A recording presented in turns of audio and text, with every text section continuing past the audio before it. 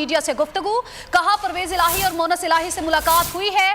परवेज इलाही ने कहा है कि असेंबली तहलील करने का फैसला इमरान खान का है। इमरान खान जब कहेंगे असेंबली तहलील कर देंगे। कोशिश है हर मामले में मुशावरत से आगे बढ़ें।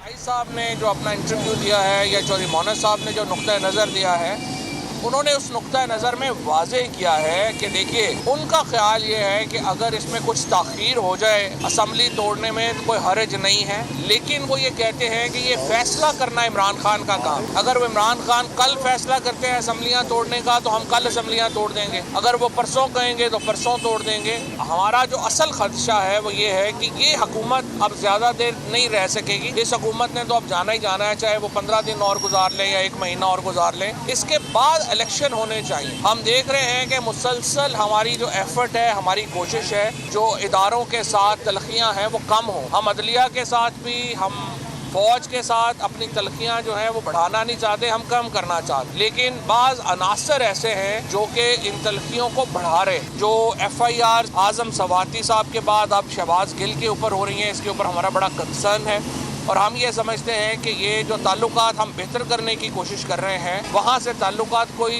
कम अज़ कम कुछ लोग उसको या शायद वफाकी हुकूमत इसको बिगाड़ने की कोशिश कर रही है। हम इंतखाबात की तरफ बढ़ना चाहते हैं। हम ये चाहते हैं कि कोई मावराए आइन यहाँ पर इक़दाम जो हैं वो नहीं होने चाहिए। खबरों में आगे देखिए।